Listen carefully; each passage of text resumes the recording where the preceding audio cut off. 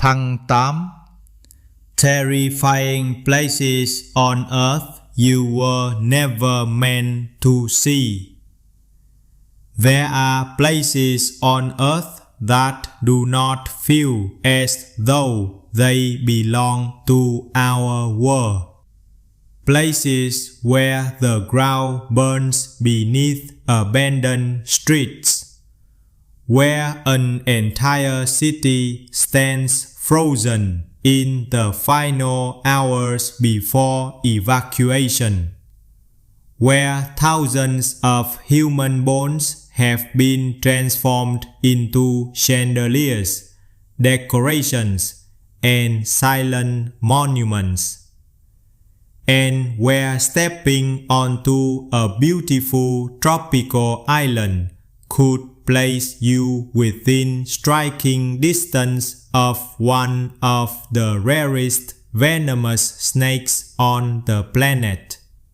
Some of these places were created by nature. Others were created by human ambition, human error, or human fear. A few have inspired legends so disturbing that it is difficult to separate history from imagination. But tonight we will try. Whenever a story is supported by historical evidence, we will follow the evidence. Whenever it comes from folklore, rumors, or local legend, we will call it exactly that. Because sometimes the truth is already frightening enough. Turn off the lights, put on your headphones, and prepare to travel beyond the familiar edges of the map. These are 8 terrifying places on Earth that most people were never meant to see. Number 8. Centralia, the town burning from below. Imagine driving along an ordinary road in rural Pennsylvania. The forest appears healthy. The sky is clear. Nothing seems unusual. Then you notice smoke rising from a crack in the ground. Not from a chimney, not from a campfire, from beneath the road itself. The smoke moves slowly through the air, carrying the smell of sulfur and burning coal. Nearby, streets lead toward empty lots where houses once stood. Sidewalks end without warning. Old staircases rise toward buildings that no longer exist. This is Centralia. Once a small American mining town, Centralia grew around the coal industry during the 19th and 20th centuries. Generations of families lived there. Children attended local schools. People worked in the mines, visited neighborhood stores, and gathered in churches. It was never a famous town. It was simply home. But underneath Centralia was a vast network of abandoned coal tunnels. In May of 1962, a fire began inside the underground mine workings. The commonly reported explanation is that burning trash in an old mining pit ignited exposed coal connected to the tunnel system. At first, the fire may have appeared manageable. But underground coal fires behave differently from ordinary fires. They can move through hidden seams. They can follow old passages. They can survive where water and firefighting equipment cannot easily reach them. And once the fire entered the mine network beneath Centralia, it began spreading through a world that no one on the surface could fully see. For years, residents lived above it. Smoke sometimes escaped from the earth. Vegetation died in certain areas. Dangerous gases collected in homes. The ground became unstable as coal burned away and underground spaces weakened. One of the most alarming incidents occurred when the ground opened beneath a young boy in 1917. A sinkhole suddenly formed in a yard, nearly pulling him into the burning earth. He survived after being rescued by a relative, but the event made the danger impossible to ignore. The threat was no longer theoretical. The town itself was beginning to collapse. Government programs eventually funded the relocation of most residents. Homes were purchased and demolished. Roads were closed. Entire neighborhoods disappeared. Yet, the underground fire continued. Today, very little remains of the Centralia that once existed. The famous graffiti-covered highway that attracted visitors was eventually covered with earth after years of trespassing and vandalism. Nature has reclaimed many of the empty spaces. Trees grow where houses once stood. Grass covers forgotten foundations. But beneath the peaceful landscape, the fire has not simply become a story from the past. It has continued burning inside the abandoned mine workings since 1962. That is what makes Centralia so unsettling. There is no giant wall of flame. There is no dramatic volcano erupting over the town. The danger is invisible. It is below your feet. You could stand in silence, surrounded by trees and empty roads, while deep underground, the earth is still burning. Centralia is frightening because it reminds us that a place does not need to look dangerous to be dangerous. Sometimes the most terrifying thing is not what you can see. It is what is moving beneath you. Number 7. Lake Natron, the blood-red water. In northern Tanzania, near the border with Kenya, there is a lake that appears to belong on another planet. From above, its surface can glow in shades of red, orange, pink, and dark brown. White salt formations spread along the shore. The surrounding land is dry, volcanic, and almost completely exposed to the sky. At first glance, Lake Natron looks beautiful, but its beauty is deceptive. This is not a normal freshwater lake. The water contains high concentrations of salts and minerals. Its alkalinity can reach extreme levels. During hot periods, parts of the lake can become dangerously warm. Many animals cannot survive prolonged contact with these conditions. This harsh environment has produced one of the most disturbing legends associated with any lake on Earth. Photographs have circulated showing dead birds and other animals appearing stiff, pale, and almost statue-like. The images created the popular claim that Lake Natron instantly turns animals to stone. That description is exaggerated. The lake does not magically petrify living creatures the moment they touch the water. However, animals that die in or near the lake can become coated and preserved by mineral deposits. The result can look unnatural. A bird may appear frozen in position. Its feathers may become covered in pale material. Its body may resemble a sculpture abandoned beside the red water. But Lake Natron is not simply a place of death. It is also one of the most important breeding locations for lesser flamingos in East Africa.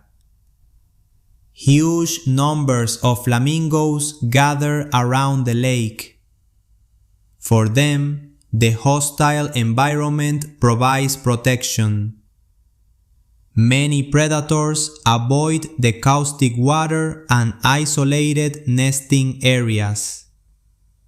The flamingos have adapted to feed and breed in conditions that would repel most other animals. And so, Lake Natron becomes a contradiction. A place that appears lifeless from a distance, yet supports one of the most extraordinary gatherings of birds on the continent. A place where danger creates sanctuary. A place where blood-red water becomes the birthplace of new life. But imagine approaching the lake alone. The air is hot. The horizon is empty. Your shoes crunch against layers of salt. There are no trees to hide beneath, no buildings, no people, only wind moving across a landscape stained red by microorganisms and mineral-rich water. Far away, thousands of flamingos stand in the shallows. Their shapes reflect on the surface. Then you notice something closer to the shore. A bird that is not moving. Its body is rigid. Its wings are partly open. Its eyes are empty. Minerals have begun forming around it. At that moment, the lake no longer feels beautiful. It feels watchful. Lake Natron is terrifying not because it is evil, cursed, or supernatural. It is terrifying because it is perfectly natural. Its strange colors, extreme chemistry, preserved bodies, and enormous colonies of flamingos are all products of the same environment. Nature created this place without considering whether human beings would find it beautiful or horrifying. And perhaps that is the most disturbing thought of all. Hashtag number 6. Hashtag Ilha da Queimada Grande, Snake Island. Approximately 35 kilometers from the coast of southeastern Brazil lies a small island covered in dense green vegetation. From the ocean, it looks peaceful. There are rocky cliffs, forested slopes, and clear blue water. It could easily be mistaken for an untouched tropical paradise. But Ilha da Queimada Grande is better known by another name, Snake Island. The island is home to the golden lancehead, a venomous pit viper found nowhere else on Earth. Thousands of years ago, rising sea levels separated the island from the Brazilian mainland. The snake population became isolated. Over many generations, the golden lancehead adapted to its environment. With very few small mammals available, the snakes developed a diet that depended heavily on birds. Many wait in trees and vegetation, striking migratory birds that stop on the island. The snake's venom helps prevent flying prey from escaping before the venom takes effect. The result is an animal perfectly adapted to a small and isolated world. Golden lanceheads are not monsters. They do not hunt human beings. They are also critically endangered and vulnerable to habitat changes, illegal wildlife trafficking, and the limitations of living in such a restricted area. But that does not make an accidental encounter harmless. A bite can cause severe medical consequences, and on a remote island far from immediate hospital treatment, the danger becomes even greater. Public access is heavily restricted. Researchers and authorities personnel may visit under controlled conditions, but Snake Island is not an ordinary tourist destination. Its reputation has also created countless exaggerated stories. One famous legend claims that a lighthouse keeper and his entire family were killed after snakes entered their home. The story is repeated frequently, but reliable historical evidence for the dramatic version is difficult to establish. The lighthouse eventually became automated, which gave the legend even more power. An empty lighthouse, an island without permanent residents, and venomous snakes hidden throughout the forest. Even without the folklore, the reality is disturbing enough. Imagine stepping from a boat onto the rocky shore. The ocean is behind you. Thick vegetation rises ahead. You look at the branches. At first, you see nothing. Then, a shape moves between the leaves. Its color blends with the sunlight and dry vegetation. You take one careful step backward. Another shape appears near a tree trunk. Then another. The greatest danger would not be seeing the snakes. It would be failing to see them. They do not need to chase you. They only need to remain still until you place your hand or foot too close. Snake Island represents a world that continued developing without human settlement. It was not designed for us. It does not need us. And our absence may be one reason its unique ecosystem survived. That is why the island should not be treated as an arena for thrill seekers. The snakes deserve protection. The habitat deserves respect. And human beings should understand that curiosity does not give us the right to enter every place we discover. Some doors remain closed for a reason. Some islands are safer when viewed from the sea. And some warnings should never be tested. Number 5. The Darvaza Gas Crater. The door to hell. At night, the Catacombs desert becomes an ocean of darkness. There are no city lights, no crowded roads, no glowing windows, only sand, cold air, distant stars, and an orange light burning on the horizon. As you move closer, the glow becomes brighter.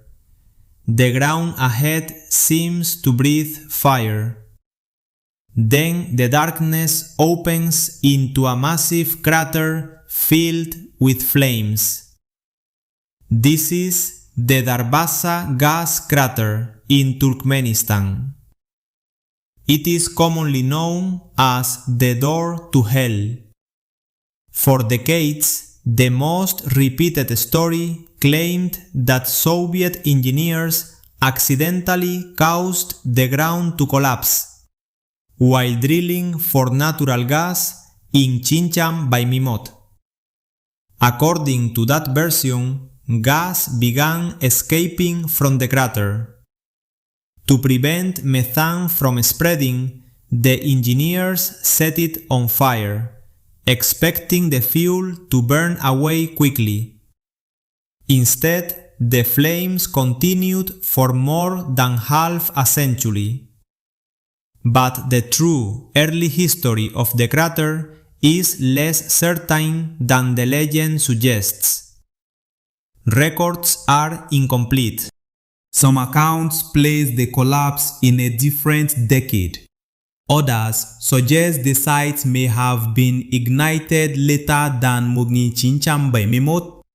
The exact sequence of events remains disputed. What is certain is that a natural gas crater burned in the desert for decades, becoming one of the most surreal landscapes on Earth. At its most dramatic, hundreds of flames moved across the crater floor. Heat rose into the night air. The walls glowed orange. The sound was not a single explosion, but a constant roar. Visitors standing near the edge described the sensation of intense heat pushing against their faces. Looking downward, they could see fire emerging from cracks and openings across the crater. It did not resemble an ordinary fire. It looked like the planet had been wounded, and the wound had never healed.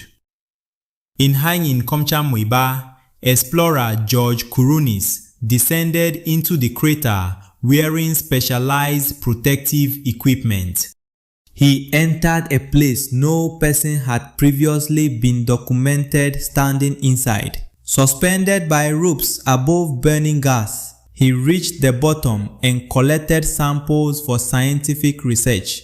Imagine that descent. The sky slowly disappearing above you, the heat becoming stronger, flames burning on every side, your life depending on protective clothing, breathing equipment, ropes, and the people controlling them at the surface. One failure would be enough. In more recent years, reports have indicated that the intensity of the flames has weakened significantly. Efforts have been made to reduce the gas feeding the crater. The door to hell may not burn with the same power forever, but even a fading inferno remains powerful in the human imagination, because the Darvaza crater combines two ancient fears: the fear of fire and the fear of a bottomless opening in the earth. Human cultures have long imagined the underworld as a place beneath our feet.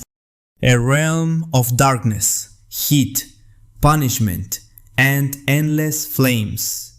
Darvaza needs no special effects to resemble that vision. Stand beside it at night with no buildings or mountains around you, and the crater becomes the only source of light in the desert.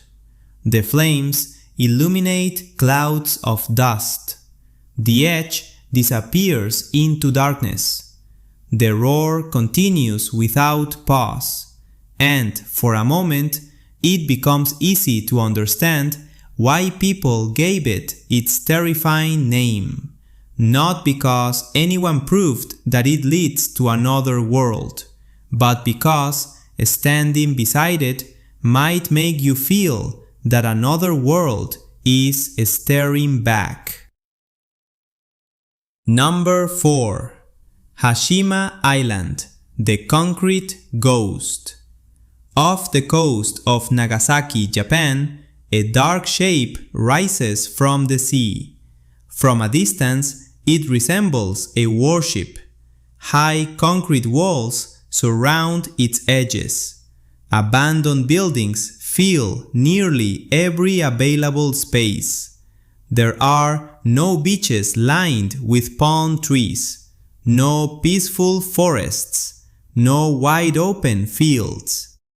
Only concrete, steel, broken windows, and the ocean.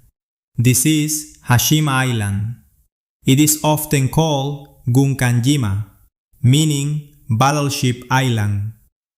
Coal was discovered beneath the surrounding seabed, and industrial development transformed Hashima into an intensely populated mining community. Workers extracted coal from tunnels extending far beneath the ocean floor.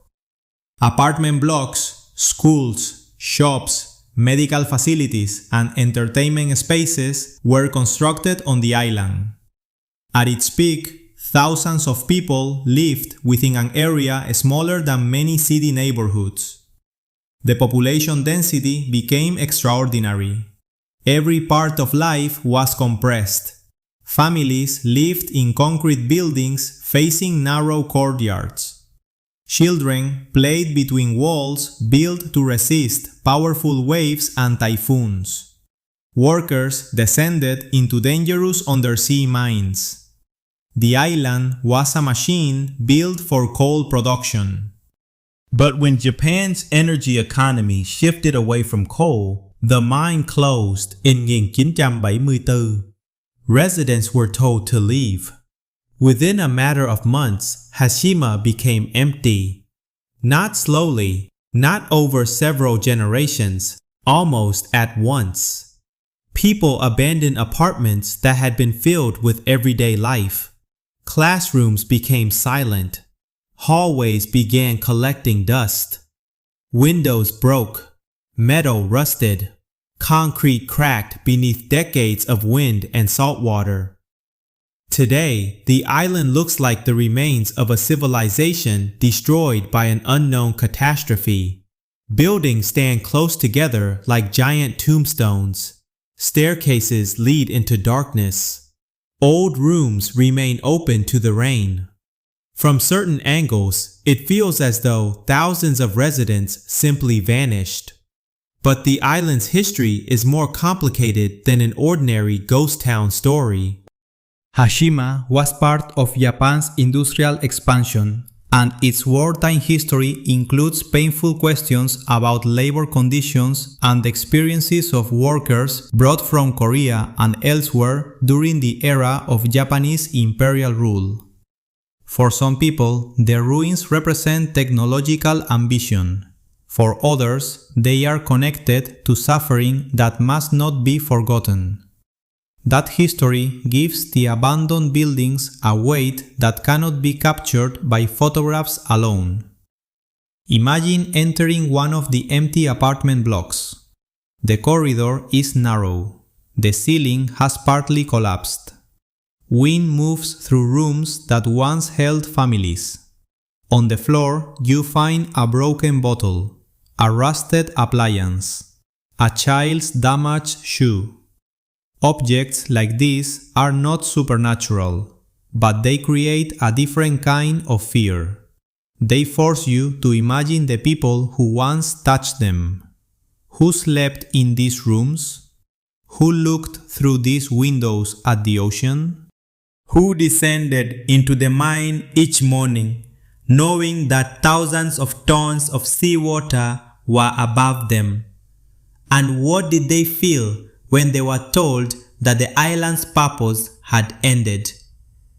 Hashima is now protected as part of a UNESCO World Heritage Property connected to Japan's industrial history.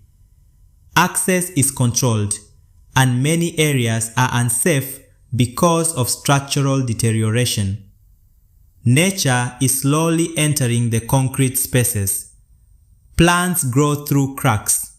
Birds land on rooftops. The sea continues attacking the walls. Eventually, many of the buildings may collapse.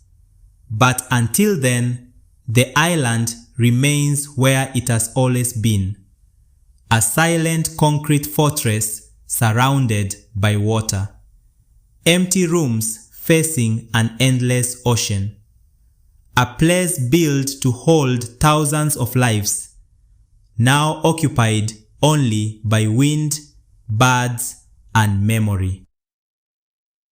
Number 3. The Paris Catacombs, the Empire of the Dead. Paris is known as the City of Light. Its streets are filled with cafes, monuments, museums, theaters, and millions of visitors. But beneath those streets lies another Paris, a city of stone corridors, dark chambers, abandoned quarries, and the remains of millions of human beings. The Paris catacombs began with a practical crisis. By the 18th century, some of the city's cemeteries had become dangerously overcrowded. Burial grounds held generations of bodies. In certain locations, the conditions created serious public health concerns. Authorities began transferring human remains into abandoned underground limestone quarries. The process continued over many years. Bones were moved at night. Wagons carried the dead through the streets. Religious ceremonies accompanied the transfers. Deep underground, skulls, femurs, and other remains were placed inside the old quarry passages. Eventually, the underground ossuary developed into the site now known as the Paris Catacombs. Today, visitors descend more than 100 steps below the city. The temperature becomes cooler. Street noise disappears. The walls narrow. Then they reach an inscription warning them that they are entering the empire of death. Beyond that point, the bones begin. The skulls form long lines in the walls. Femurs are stacked into geometric patterns. Behind the carefully arranged surfaces lie enormous quantities of additional remains. The effect is difficult to describe. At first, individual skulls attract your attention. You notice differences in shape, a damaged jaw, an empty eye socket, a crack running across bone. Then you realize how many there are. Hundreds, thousands, more than your mind can process. These were not decorations when they entered the world. They belonged to people. Every skull once contained memories. Every ribcage once protected a beating heart. Every hand once held another hand. The official visitor route covers only a small part of the vast network beneath Paris. Beyond the legal circuit are numerous tunnels and chambers not open to ordinary visitors. Illegal explorers, sometimes called cataphiles, have entered these underground areas for decades. Stories describe hidden rooms, secret gatherings, artwork, flooded passages, and people becoming lost. Some of these stories are documented, others have grown through repetition. One famous tale involves a video camera allegedly discovered in the tunnels. The recording supposedly showed a man moving through the passages in panic before dropping the camera and disappearing. The story has been repeated in documentaries and online videos, but its details remain uncertain. It should be treated as an urban legend rather than proven history. But the possibility of becoming lost is very real. The quarry network is complex. Many corridors look similar. Some passages are unstable, Phone signals may disappear. Light becomes your most valuable possession. Without it, there is no natural sunrise below the streets, no stars, no moon, only darkness. Imagine walking beyond the authorized route. You turn left, then right, then descend through a narrow opening. After an hour, you decide to return, but the corridor behind you looks unfamiliar. You follow another passage and reach a wall of bones. You turn around. Your flashlight begins to weaken. Somewhere above you, Paris continues normally. Cars move through traffic. People drink coffee. Music plays inside restaurants. No one knows that you are beneath them. And the dead are not moving. They do not need to move. There are enough of them to remind you that everyone above the ground will eventually join the world below it. Number 2. Sedlec Ossuary, the Church of Bones. In the Czech Republic, beneath the cemetery Church of All Saints near Kutná Hora, there is a chapel unlike almost any other place of worship. From the outside, it appears quiet and traditional. Stone walls, Gothic architecture, a cemetery surrounding the building. Nothing immediately reveals what waits below.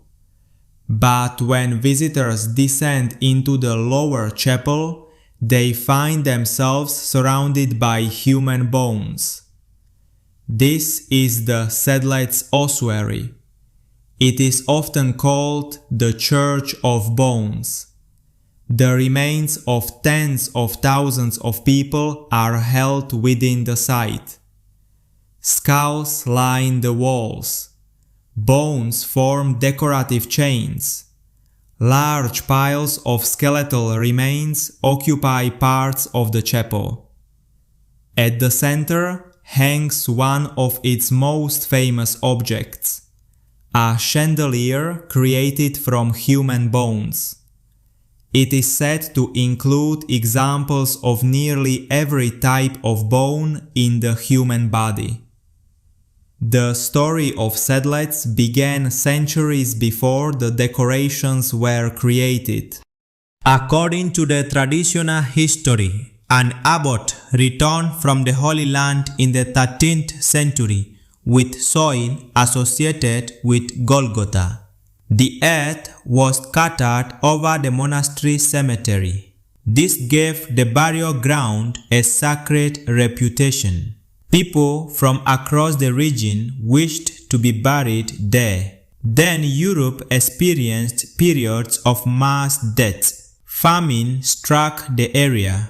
The Black Death killed enormous numbers of people. Later conflicts added more bodies to the cemetery. Eventually, older graves had to be opened to create space. The bones were moved into the ossuary beneath the church. For years, the remains were stored there.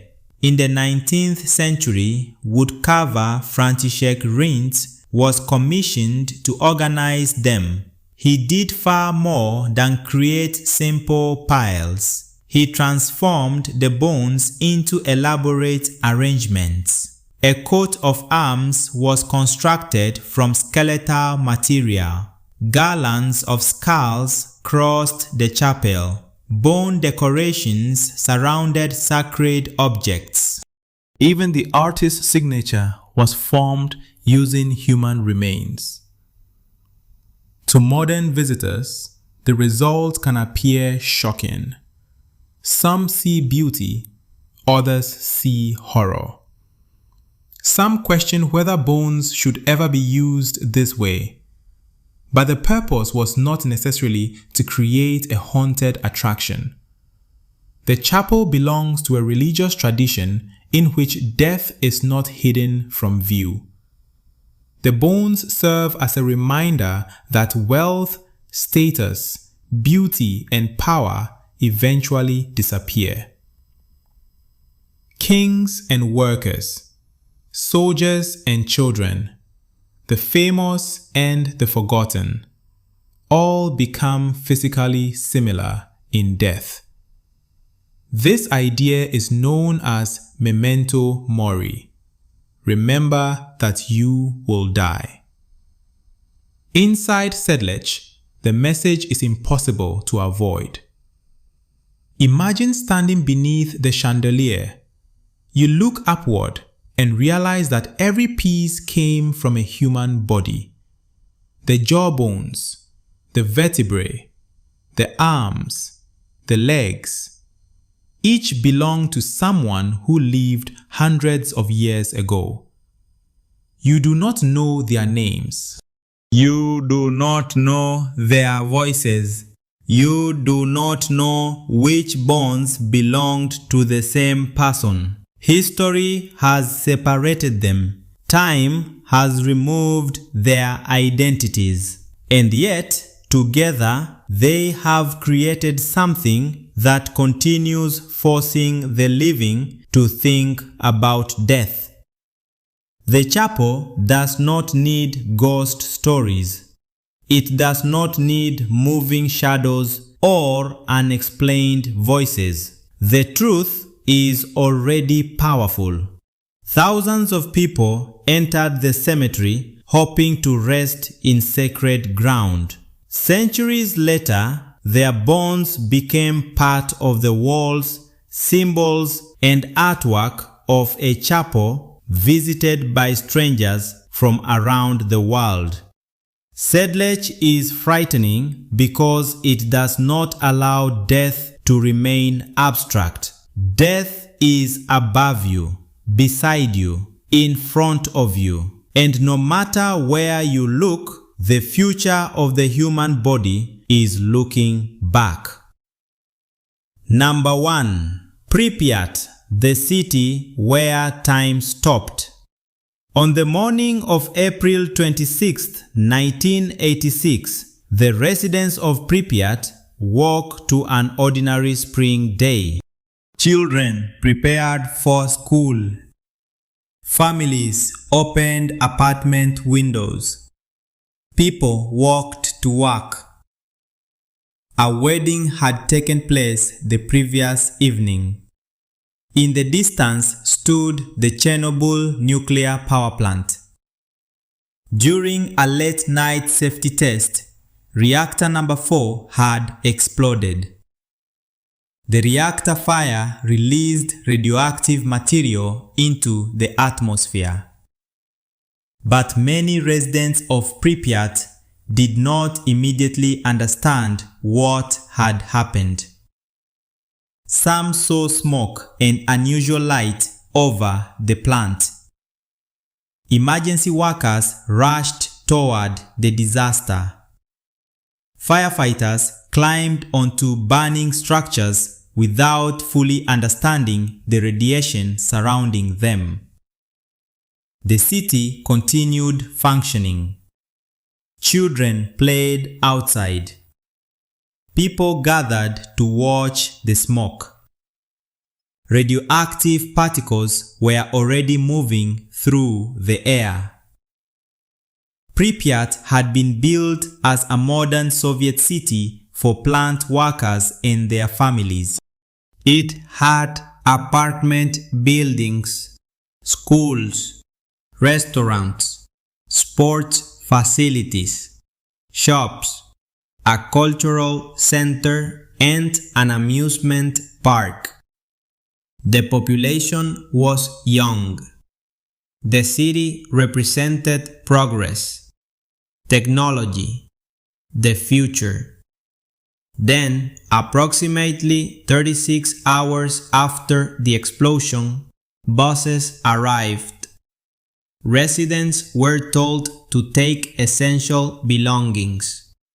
Authorities said the evacuation would be temporary. People expected to return after several days.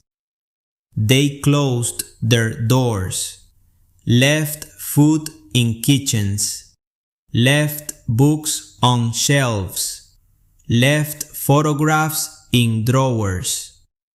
Many never returned to live there again. The evacuation transformed Pripyat into one of the most famous abandoned cities in the world.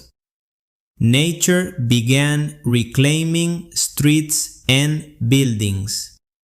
Trees grew through pavement. Roots entered foundations. Rain passed through broken roofs. Animals moved through spaces once filled with people. Inside schools, books and furniture remained scattered across floors. Gas mask later became one of the most photographed images associated with the city, although some were moved and arranged by visitors over the years. Inside apartments, wallpaper peeled away. Personal possessions decayed. The amusement park became a symbol of the disaster. Its Ferris wheel stood motionless above the abandoned city. The park had been intended to open during the May Day celebrations. Whether parts of it briefly operated before evacuation remains debated, but the image is unforgettable. Bright yellow passenger cars hanging above trees.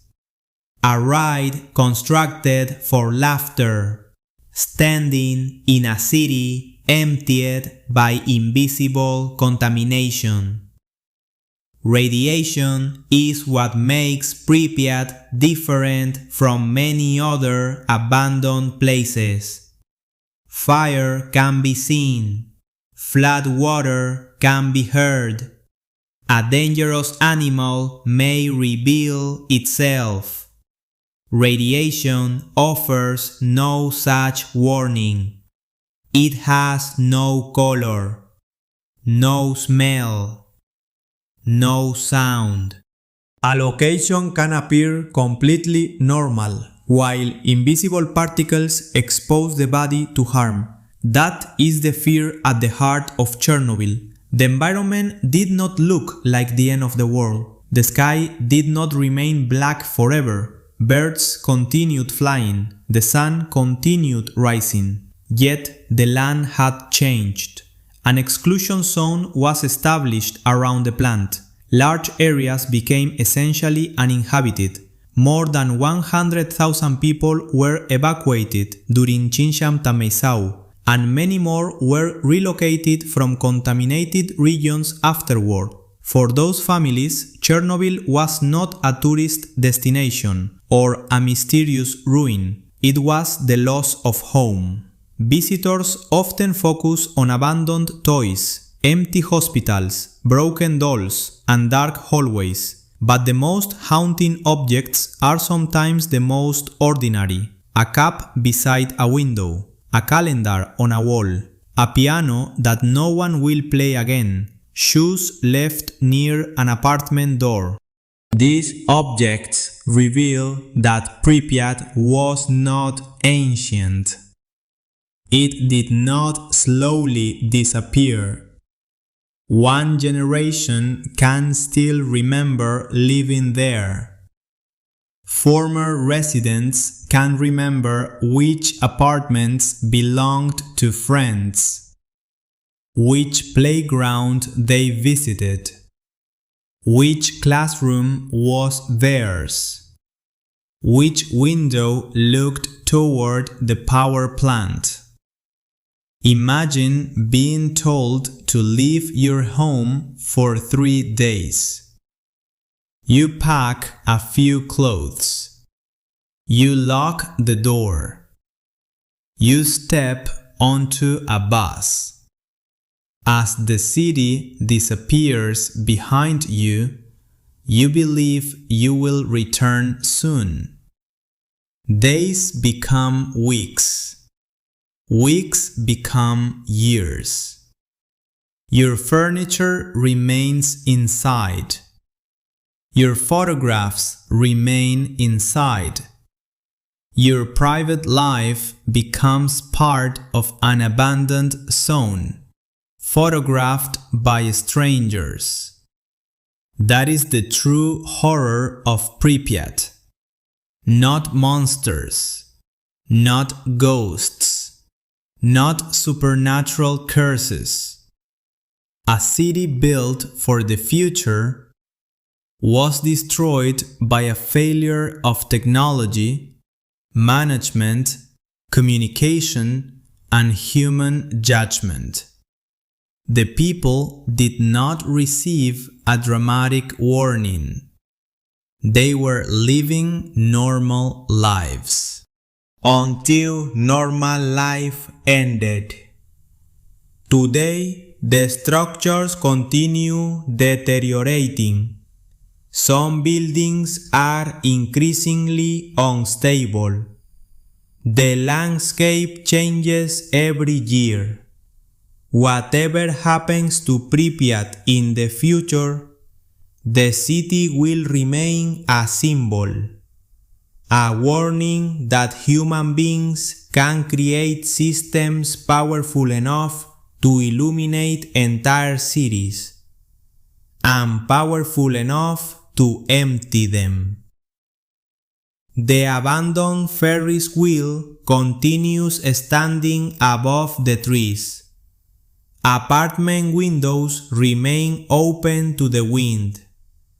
And somewhere inside those silent buildings, calendars still remember a world that ended in April of Muinginchintram Tammuisau. Closing. Centralia burns beneath the ground. Lake Natron glows red beneath the African sun. Golden lanceheads wait among the trees of Snake Island. The Darvaza Crater breathes fire into the desert night. Hashima stands like a concrete warship surrounded by the sea. Millions of bones rest beneath the streets of Paris. A chandelier made from human remains hangs inside Sedlec Ossuary, and Pripyat remains frozen in the shadow of Chernobyl. These places are frightening for different reasons. Some reveal the power of nature. Some preserve the consequences of human mistakes. Some remind us of death. And some show how quickly a familiar world can become unrecognizable. But they share one important truth. The earth is much stranger than the small part of it we experience every day.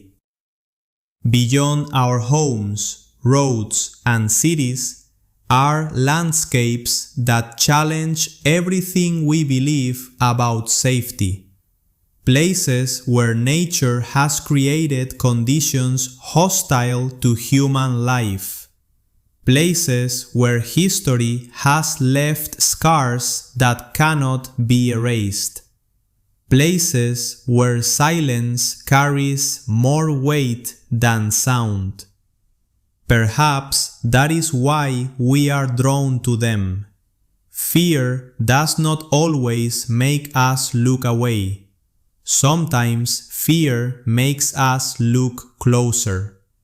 We want to understand what happened. We want to imagine what it would feel like to stand there. We want to know where the boundary lies between the ordinary world and the unknown. But curiosity should always be accompanied by respect.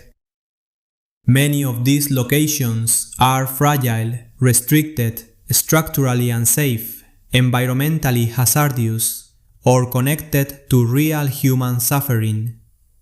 They are not playgrounds.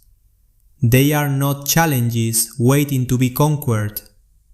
They are warnings, memorials, ecosystems, and pieces of history.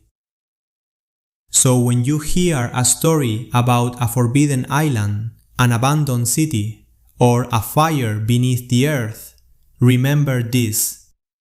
The most frightening places are not always hidden by distance. Sometimes they are hidden by darkness. Sometimes by silence. Sometimes by government fences and warning signs. And sometimes they are hidden directly beneath our feet. This has been Beyond the Last Map, where every destination has a story, and some stories should never be